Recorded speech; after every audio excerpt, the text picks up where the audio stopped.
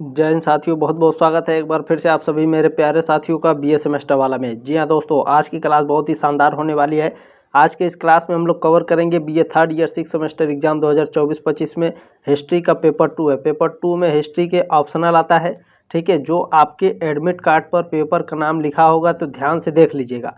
Paper का नाम है history of the modern world, ठीक है। 1815 ईस्वी से 1945 ईस्वी तक। जो दीनदयाल उपाध्याय गोरखपुर विश्वविद्यालय, उसका पेपर कोड HIS 308 है। ये क्लास 4 है, ठीक है। और भी तीन मॉडल पेपर मैंने दिए हैं, जाकर के डिस्क्रिप्शन बॉक्स में देख लीजिएगा, ठीक है। बहुत ही शानदार शानदार क्लास है। चलिए स्टार्ट करते हैं आज की क्लास दोस्तों। देखते हैं इसमें पहला प्रश्न क्या पूछा गया है। संयुक्त राष्ट्र संगठन UN की स्थापना कब हुई थी? तो ये कॉमन क्वेश्चन है, ठीक है। 100% ये तो आएगा आपके एग्जाम में, ठीक है। ये तो पहले से ही तय है। 24 अक्टूबर 1945 को संयुक्त राष्ट्र संगठन यानी UN की स्थापना हुई थी। सी ऑप्शन करेक्ट हो जाएगा पहले का। दूसरा ऑप्शन क्या है आपका, संयुक्त राष्ट्र महासचिव का कार्यकाल कितने वर्ष का होता है? तो ये 5 वर्ष का होता है भैया। डी ऑप्शन करेक्ट हो जाएगा आपका। जल्दी जल्दी देखने का प्रयास करेंगे क्योंकि एग्जाम आपका कल ही है, ठीक है। चले बाकी जो स्टूडेंट है भारत के किसी भी राज्य से हैं, किसी भी यूनिवर्सिटी से हैं दोस्तों, तो आप इस क्लास को अटेंड कर सकते हैं, ठीक है। बिल्कुल चिंता करने की ज़रूरत नहीं है।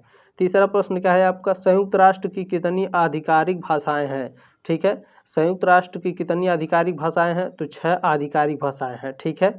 बी ऑप्शन करेक्ट है। जो मैंने मॉडल पेपर पहले दिया है उसमें काफ़ी एक्सप्लेन करके बताया है, ठीक है। तो जा करके मॉडल पेपर भी देख लीजिएगा दूसरा वाला।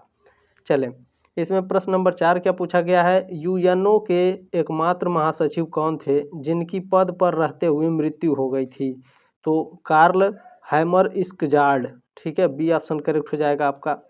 और दोस्तों अगर आप पहली बार आए हैं या तो पुराने हैं तो प्लीज़ सब्सक्राइब करके सपोर्ट करें, यह आपकी जिम्मेदारी है। चले पांचवा प्रश्न क्या है आपका, यूएनओ को किस वर्ष नोबेल शांति पुरस्कार से सम्मानित किया गया था? तो 2001 में। सी ऑप्शन करेक्ट हो जाएगा पांचवे का। चलिए छठा प्रश्न क्या पूछा गया है आपका, वर्ष 1945 में संयुक्त राष्ट्र संघ के गठन पर कितने सदस्य देश थे? तो 51 सदस्य देश थे। सी ऑप्शन करेक्ट हो जाएगा छठे का। चलिए सातवां प्रश्न क्या पूछा गया है, संयुक्त राष्ट्र के कितने अंग ने 1994 से अपने संचालन को निलंबन कर दिया है? तो न्याय परिषद ने, ठीक है। न्याय परिषद ने, संयुक्त राष्ट्र का न्याय जो परिषद है वह 1994 से अपने संचालन को निलंबित कर दिया है, ठीक है। ये ऑप्शन करेक्ट है। वेरी वेरी मोस्ट इंपॉर्टेंट है, ध्यान रखेंगे। प्रश्न नंबर 8 क्या है, संयुक्त राष्ट्र महासभा के अध्यक्ष का कार्यकाल कितने वर्ष का होता है? तो 1 वर्ष का होता है, ठीक है। संयुक्त राष्ट्र महासभा के अध्यक्ष का कार्यकाल 1 वर्ष का होता है। चले 9वां नंबर प्रश्न क्या है, संयुक्त राष्ट्र महासचिव संयुक्त राष्ट्र संगठन के किस प्रमुख अंग के प्रमुख हैं? तो सचिवालय के प्रमुख अंग है, प्रमुख अंग के प्रमुख है, ठीक है। डी ऑप्शन करेक्ट हो जाएगा। वेरी वेरी मोस्ट इंपॉर्टेंट है, ध्यान रखेंगे। चलिए 10वां प्रश्न क्या पूछा गया है, जर्मनी के आत्मसमर्पण के पश्चात प्रथम विश्व युद्ध कब समाप्त हुआ? तो 11 नवंबर 1918 को जर्मनी के आत्मसमर्पण के पश्चात प्रथम विश्व युद्ध समाप्त हो गया। प्रश्न नंबर 11 क्या है आपका, प्रथम विश्व युद्ध की समाप्ति के बाद विश्व स्तर पर शांति स्थापित करने के लिए कौन सी सम्मेलन किया गया था? कौन सा सम्मेलन किया? पेरिस सम्मेलन किया गया था, ठीक है। 11 का ए ऑप्शन आपका करेक्ट हो जाएगा। चलिए 12 नंबर प्रश्न क्या है, पेरिस सम्मेलन कब आयोजित किया गया? पेरिस सम्मेलन 1919-1920 में आयोजित किया गया था। यह ऑप्शन करेक्ट हो जाएगा 12 का। प्रश्न नंबर 13 क्या पूछा गया है, पेरिस शांति सम्मेलन में किन किन राष्ट्रों को महत्वपूर्ण स्थान दिया गया? तो अमेरिका, फ्रांस और इंग्लैंड, इन सभी को दिया गया था, ठीक है। डी ऑप्शन करेक्ट हो जाएगा आपका। 14 नंबर प्रश्न क्या पूछा गया है, पेरिस शांति सम्मेलन में किस राष्ट्र को कोई स्थान नहीं दिया गया? तो जर्मनी को कोई स्थान नहीं दिया गया था। सी ऑप्शन करेक्ट है आपका। चलिए 15 नंबर प्रश्न क्या है आपका, पेरिस शांति सम्मेलन की कार्यवाही की अध्यक्षता क्लीमांसु को मिलने के पर किस राष्ट्र को सम्मेलन से अलग कर दिया गया था? तो जापान को अलग कर दिया गया था, ठीक है। पेरिस शांति सम्मेलन की कार्यवाही की अध्यक्षता जब क्लीमांसु को मिल गया था तो जापान को अलग कर दिया गया था, ठीक है, उस सम्मेलन से। ये ऑप्शन करेक्ट हो जाएगा। पेरिस शांति सम्मेलन से जापान को अलग कर दिया गया था, ठीक है, जब क्लीमांसु को उसमें शामिल किया गया था तब। 16 नंबर प्रश्न क्या है, पेरिस शांति सम्मेलन, ठीक है, पेरिस शांति सम्मेलन में वुड्रो विल्सन जो संयुक्त राज्य अमेरिका का राष्ट्रपति था वह कितने सिद्धांतों को लेकर सम्मेलन में उपस्थित हुआ? 14 सिद्धांतों को। ये ऑप्शन करेक्ट हो जाएगा। प्रश्न नंबर 17 पूछा है, प्रथम विश्व युद्ध की पहली ब्रिटिश लड़ाई कौन सी थी? तो मानसो की लड़ाई थी। बी ऑप्शन करेक्ट हो जाएगा आपका। प्रश्न नंबर 18 पूछा गया है, प्रथम विश्व युद्ध में सबसे ज़्यादा मौतें किस देश में हुई? तो सबसे ज़्यादा मौतें रूस में हुई थी। बी ऑप्शन करेक्ट है आपका। प्रश्न नंबर 19 क्या है, अमेरिका ने वर्ल्ड वार फर्स्ट में कब प्रवेश किया था? प्रथम विश्व युद्ध में अमेरिका, ठीक है, कब प्रवेश किया था? 6 अप्रैल 1917 को। ठीक है, 6 अप्रैल 1917 को अमेरिका प्रथम विश्व युद्ध में शामिल हुआ था। प्रश्न नंबर 20 क्या है आपका, सबसे पहले युद्ध की घोषणा किस देश ने की थी? तो सबसे पहले ऑस्ट्रिया ने युद्ध की घोषणा की थी। ये ऑप्शन करेक्ट हो जाएगा। प्रश्न नंबर 21 क्या है, निम्नलिखित में से कौन से राष्ट्र संबंध शक्तियों का हिस्सा थे? तो चीन, फ्रांस और ब्रिटेन, ये सभी राष्ट्र संबंध शक्तियों का हिस्सा थे। डी ऑप्शन करेक्ट हो जाएगा। प्रश्न नंबर 22 क्या पूछा गया है, प्रथम विश्व युद्ध का दूसरा नाम था? तो प्रथम विश्व युद्ध को महान युद्ध या फिर सभी युद्धों को समाप्त करने के लिए युद्ध, ठीक है, दोनों कहा जाता है। सी ऑप्शन करेक्ट हो जाएगा। प्रश्न नंबर 23 क्या है, प्रथम विश्व युद्ध में जर्मनी का नेता कौन था? प्रथम विश्व युद्ध में जर्मनी का नेता केसर विल्हेम द्वितीय थे। ठीक है, बी ऑप्शन बहुत ही शानदार प्रश्न है, वेरी वेरी मोस्ट इंपॉर्टेंट है। ठीक है, प्रथम विश्व युद्ध में जर्मनी के नेता कैसर विल्हेम द्वितीय। 24 नंबर प्रश्न है, जर्मनी और उसके मित्र देशों के लगभग कितने सैनिक मारे गए? तो 80 लाख सैनिक मारे गए थे। ठीक है, ये ऑप्शन करेक्ट हो जाएगा 24 का। प्रश्न नंबर 25 क्या पूछा गया है, प्रथम विश्व युद्ध में कुल कितने देशों ने भाग लिया था? प्रथम विश्व युद्ध में साथियों कुल 37 देशों ने भाग लिया था। ठीक है, डी ऑप्शन करेक्ट हो जाएगा। प्रश्न नंबर 26 क्या है, प्रथम विश्व युद्ध कितने वर्षों तक लड़ा गया? तो 4 वर्षों तक लड़ा गया था। डी ऑप्शन करेक्ट हो जाएगा। प्रश्न नंबर 27 क्या है, प्रथम विश्व युद्ध के समय अमेरिका का राष्ट्रपति कौन था? तो वुडरो विल्सन थे। बी ऑप्शन करेक्ट हो जाएगा आपका। प्रश्न नंबर 28 क्या है, प्रथम विश्व युद्ध का तत्कालीन कारण क्या था? तो प्रथम विश्व युद्ध का तत्कालीन कारण था ऑस्ट्रिया के राजकुमार फर्डिनेंड की हत्या। ठीक है, ये ऑप्शन करेक्ट हो जाएगा आपका। चलिए, प्रश्न नंबर 29 क्या है, प्रथम विश्व युद्ध के समय ब्रिटेन का प्रधानमंत्री कौन था? तो लॉर्ड जॉर्ज था। ठीक है, डी ऑप्शन करेक्ट है, बहुत ही इंपॉर्टेंट प्रश्न है। ठीक है, प्रथम विश्व युद्ध के समय ब्रिटेन का प्रधानमंत्री लॉर्ड जॉर्ज। 30 नंबर प्रश्न क्या है, वर्साय की संधि कब हुआ? तो 28 जून 1919 को वर्साय की संधि हुई थी। 30 का डी ऑप्शन करेक्ट हो जाएगा। प्रश्न नंबर 31 क्या है आपका, प्रथम विश्व युद्ध का शुरुआत कब हुआ था? प्रथम विश्व युद्ध की शुरुआत 28 जुलाई 1918 को हुई थी। सी ऑप्शन करेक्ट हो जाएगा। प्रश्न नंबर 32 क्या है, हंगरी प्रथम विश्व युद्ध में किस तरफ से लड़ा था? तो धुरी राष्ट्र की तरफ से हंगरी लड़ा था प्रथम विश्व युद्ध में। ए ऑप्शन करेक्ट हो जाएगा। प्रश्न नंबर 33 क्या है, संयुक्त राष्ट्र संघ की स्थापना किस युद्ध के बाद हुआ था? तो संयुक्त राष्ट्र संघ की स्थापना द्वितीय विश्व युद्ध के बाद हुआ था। ये ऑप्शन करेक्ट हो जाएगा। प्रश्न नंबर 34 क्या पूछा गया है, मेजनी निम्न में से किस संगठन से संबंधित था? तो मेजनी कार्बोनरी संगठन से संबंधित था। सी ऑप्शन करेक्ट हो जाएगा। प्रश्न नंबर 35 क्या है, मेजनी, प्रश्न नंबर 35 है भैया, मेजनी ने किस देश में एकीकरण में योगदान दिया था? तो जो मेजनी था इटली में एकीकरण में योगदान दिया था। डी ऑप्शन करेक्ट हो जाएगा 35 का। प्रश्न नंबर 36 क्या है, यंग इटली की स्थापना किसने किया था? तो मेजनी ने किया था। ठीक है, यंग इटली की स्थापना किसने किया? मेजनी ने। ये भी 100% आपके एग्जाम में आएगा। देखिए, जो मैं 100% बोल रहा हूँ वो तो एग्जाम आएगा ही आएगा, क्योंकि मैंने जो era of Gandhi mass movement में जो मैंने 100% बोला था वो सभी प्रश्न आए थे। ठीक है, चलिए 37 नंबर प्रश्न क्या है, वियना सम्मेलन के तहत फ्रांस में किस राजवंश को पुनर्स्थापित किया गया? तो जो इसमें साथियों 37 नंबर प्रश्न है, तो जो पूर्वो राजवंश थे, ठीक है, पूर्वो राजवंश को फ्रांस में, ठीक है, वियना सम्मेलन में पूर्वो राजवंश को फ्रांस में, ठीक है, पुनर्स्थापित किया गया था। ये ऑप्शन करेक्ट हो जाएगा। चलिए 38 नंबर प्रश्न क्या है, फ्रांस में जुलाई 1830 की क्रांति के परिणाम स्वरूप किस देश का शासक समाप्त हो गया था? तो इसमें जो बुब्रो है, ठीक है, इस देश का जो शासन है वो समाप्त हो गया था। फ्रांस में जुलाई 1830 की जो क्रांति हुई थी उसमें वुब्रो की जो शासन थी वो समाप्त हो गई थी फ्रांस की लड़ाई में। ठीक है, ये ऑप्शन करेक्ट हो जाएगा। चलिए 39 नंबर प्रश्न क्या है, विक्टर इमैनुअल इटली के किस प्रांत का शासक था? तो यह सार्डिनिया पिडमोंट, ठीक है, सार्डिनिया पिडमोंट प्रांत का शासक था विक्टर इमैनुअल, ठीक है, इटली का, ध्यान रखेंगे, डी ऑप्शन करेक्ट हो जाएगा। प्रश्न नंबर 40 क्या है, अटलांटिक चार्टर की घोषणा कब की गई? तो ये की गई थी 14 अगस्त, ठीक है, 14 अगस्त 1941 में अटलांटिक चार्टर की घोषणा की गई थी, ध्यान रखेंगे, अटलांटिक चार्टर 1941। प्रश्न नंबर 41 क्या है, जापान ने वियतनाम पर कब अधिकार कर लिया था? तो जापान ने वियतनाम पर सितंबर 1940 में अधिकार कर लिया था, 41 का ऑप्शन करेक्ट हो जाएगा। प्रश्न नंबर 42 का पूछा गया है, हिटलर ने द्वितीय विश्व युद्ध में लाल सेना के अंत का दावा कब तक किया था? तो मार्च 1942 तक, ठीक है, ये ऑप्शन करेक्ट हो जाएगा। प्रश्न नंबर 43 है, जर्मन सेना के कमांडर जनरल पालस ने कब आत्मसमर्पण किया था? तो पालस ने 31 जनवरी 1943 को आत्मसमर्पण किया था, आपका ऑप्शन नंबर ए करेक्ट हो जाएगा। अच्छा, ध्यान रखिएगा यहाँ पर द्वितीय विश्व युद्ध के दौरान जर्मन जनरल फील्ड मार्शल यानी field marshal Friedrich Wilhelm Ernst Paulus ने 31 जनवरी 1943 को स्टेलिनग्राद की लड़ाई के दौरान जर्मन छवी सेना का आत्मसमर्पण कर दिया था, ठीक है। चले 44 नंबर प्रश्न क्या है, और सबसे फेमस जो लड़ाई है स्टेलग्रादो की लड़ाई है, ठीक है, ध्यान रखेंगे।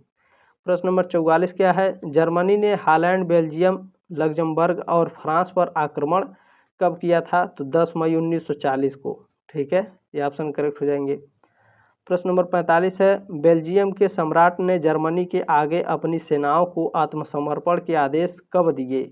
तो 28 मई 1940 को बेल्जियम के सम्राट ने जर्मनी के आगे अपनी सेनाओं को आत्मसमर्पण का आदेश दिया था। 46 नंबर प्रश्न क्या है, ब्रिटेन के प्रधानमंत्री चैम्बरलेन ने अपने पद से इस्तीफा कब दिया था? तो 10 मई 1940 को दिया था, 46 का ए ऑप्शन करेक्ट हो जाएगा। 10 मई 1940 ब्रिटेन के प्रधानमंत्री चैम्बरलेन ने अपने पद से इस्तीफा दे दिया। 47 नंबर प्रश्न क्या है, संयुक्त राष्ट्र आर्थिक और सामाजिक परिषद का गठन कब किया गया?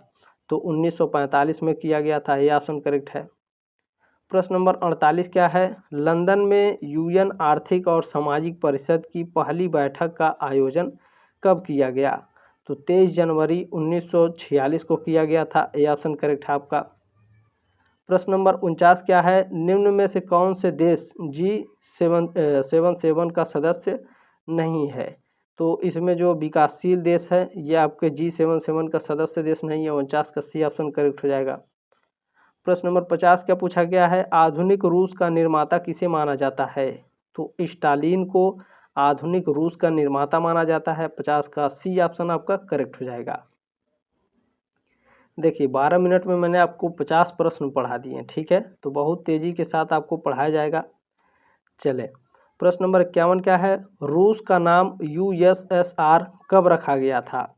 तो 1923 में रूस का नाम USSR रखा गया था, ठीक है। चले डी ऑप्शन करेक्ट हो जाएगा।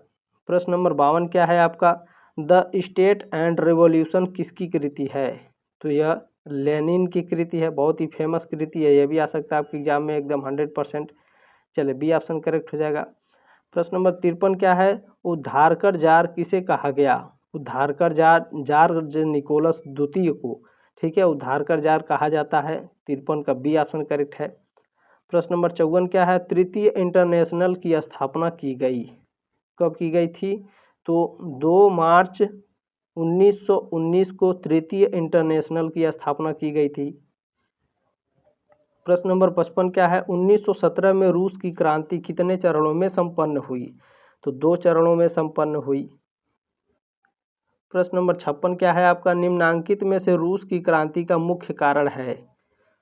निरंकुश राजतंत्र, कृषक व श्रमिक असंतोष, सामाजिक विषमता, ये सभी क्या है, ठीक है, ये सभी रूस की क्रांति के मुख्य कारण है, डी ऑप्शन करेक्ट हो जाएगा।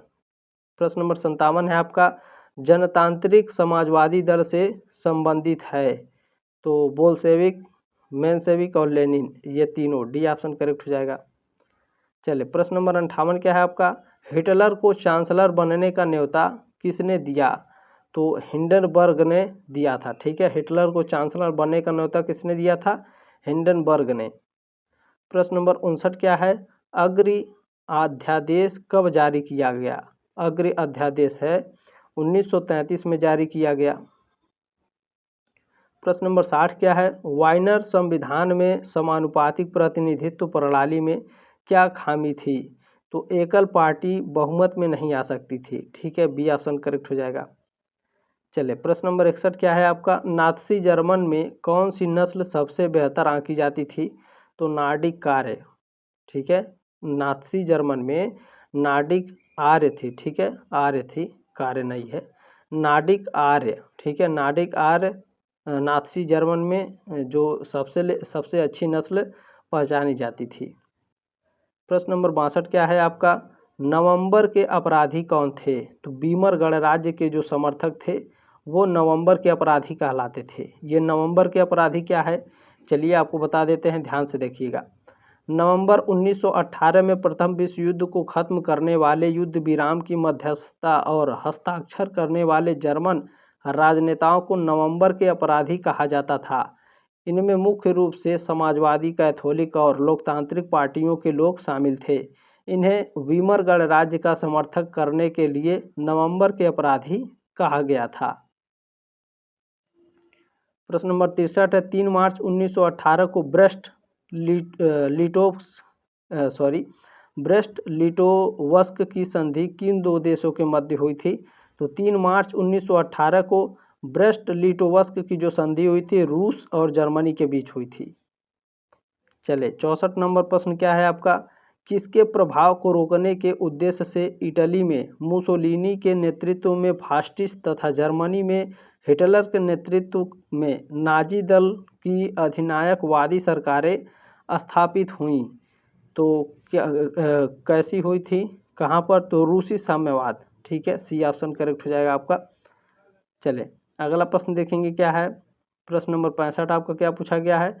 बोल्शेविक सरकार द्वारा संकट के समय में स्थापित आर्थिक व्यवस्था है युद्धकालीन साम्यवाद व्यवस्था है। प्रश्न नंबर 66 देखेंगे हमारा क्या है? रॉबर्ट ओवेन कहाँ का रहने वाला था? तो रॉबर्ट ओवेन वेल्स का रहने वाला था। प्रश्न नंबर 67 क्या है आपका? आदर्शवादी समाजवाद का प्रवक्ता किसको माना जाता है? तो रॉबर्ट ओवेन को माना जाता है। ठीक है, आदर्शवादी साम्यवाद का प्रवक्ता रॉबर्ट ओवेन को माना जाता है। प्रश्न नंबर 68 क्या है? वैज्ञानिक समाजवाद का संस्थापक कौन था? कार्ल मार्क्स था, ये ऑप्शन करेक्ट है। प्रश्न नंबर 69 क्या है? कार्ल मार्क्स कहाँ का निवासी था? कार्ल मार्क्स जर्मनी का निवासी था। प्रश्न नंबर 70 क्या पूछा गया है आपका? फ्रांसीसी साम्यवाद का जनक किसको माना जाता है? तो सेंट साइमन को माना जाता है। ठीक है, फ्रांसीसी साम्यवाद का जनक सेंट साइमन को माना जाता है। चलिए प्रश्न नंबर 71 है। सोशल डेमोक्रेटिक दल की स्थापना 1903 ईस्वी में कहाँ हुई थी? रूस में हुई थी। प्रश्न नंबर 72 क्या है आपका? लेनिन ने रूस में नई आर्थिक नीति कब लागू की? तो लेनिन ने रूस में जो नई आर्थिक नीति थी 1921 में लागू की थी। प्रश्न नंबर 73 क्या है? कौन अफ्रीकी महाद्वीप से यूएनओ का पहला महासचिव था? तो बुट्रोस घाली। ठीक है, अफ्रीकी महाद्वीप से यूएनओ का पहला महासचिव बुट्रोस घाली थे। ठीक है, बी ऑप्शन करेक्ट है। बहुत ही शानदार प्रश्न है। प्रश्न नंबर 74 है। संयुक्त राष्ट्र शब्द किसने गढ़ा? तो फ्रैंकलिन डी रूजवेल्ट ने गढ़ा था। ठीक है, चलें, ये अमेरिका के राष्ट्रपति थे। प्रश्न नंबर 75 है आपका। संयुक्त राष्ट्र महासभा के अध्यक्ष बनने वाले पहले भारतीय कौन हैं? यह भी 100% आपके एग्जाम में आएगा। तो ये श्रीमती विजय लक्ष्मी जो पंडित हैं, ये संयुक्त राष्ट्र महासभा की अध्यक्ष बनने वाली पहले भारतीय हैं। ठीक है, सी ऑप्शन करेक्ट हो जाएगा। चले प्रश्न नंबर 76 आपका। कौन सा देश संयुक्त राष्ट्र सुरक्षा परिषद का अस्थायी सदस्य नहीं है? तो फ्रांस, यूके, यूनाइटेड किंगडम और अमेरिका, ये तीनों हैं, स्पेन नहीं है। ठीक है, स्पेन नहीं है भैया, डी ऑप्शन करेक्ट हो जाएगा। प्रश्न नंबर 77 क्या है आपका, सुरक्षा परिषद के अस्थायी सदस्य कितने समय के लिए चुने जाते हैं। यह भी 100% आपके एग्जाम में आएगा, तो ये 2 वर्ष के लिए चुने जाते हैं, बी ऑप्शन करेक्ट है आपका। प्रश्न नंबर 78 क्या है, संयुक्त राष्ट्र महासभा की बैठक निधमित सत्र में होती थी, तो वर्ष में एक बार, ठीक है, संयुक्त राष्ट्र महासभा की बैठक है जो एक वर्ष में एक बार, ठीक है, 78 का ये ऑप्शन करेक्ट है, ध्यान रखेंगे, बहुत ही शानदार प्रश्न है। प्रश्न नंबर 79 है, कौन संयुक्त राष्ट्र संघ की आधिकारिक भाषाओं में से एक नहीं है, ठीक है, आधिकारिक भाषा है, संयुक्त राष्ट्र संघ की आधिकारिक भाषाओं में से कौन एक नहीं है, तो अरबी है, स्पेनिश है, फ्रेंच है, इतालवी नहीं है, ठीक है, डी ऑप्शन करेक्ट हो जाएगा आपका। प्रश्न नंबर 80 क्या पूछा है, संयुक्त राष्ट्र संघ ने किस तारीख को मानवाधिकारों की सार्वभौमिक घोषणा को अपनाया, तो 10 दिसंबर 1948 को अपनाया था, डी ऑप्शन करेक्ट है। ये लास्ट प्रश्न है आपका, प्रश्न नंबर 81 है, यूएनओ की कौन सी विशेष एजेंसी विश्व धरोहर स्थलों को सूचीबद्ध करती है, तो ये यूनेस्को जो है साथियों, ठीक है, ये जितने भी विश्व में देश हैं उसके जो धरोहर हैं उसको क्या करती है, ये विश्व धरोहरों में स्थापित करती है यूनेस्को, ठीक है, बहुत ही शानदार प्रश्न है, ये भी आएगा आपके, 100% है चांस है इसके आने के, ठीक है, ये आपके 81 क्वेश्चन रहे साथियों, ठीक है। चलिए जल्दी मिलते हैं, आपका जो पेपर रहेगा उसको सॉल्व करा देंगे, क्योंकि ये लास्ट ईयर है, दोबारा आप तो आएंगे नहीं, ठीक है, कोई बात नहीं, आपका आशीर्वाद हमेशा बना रहेगा मेरा आप सभी लोगों के साथ, ठीक है, तब तक ले जय हिंद, वंदे मातरम।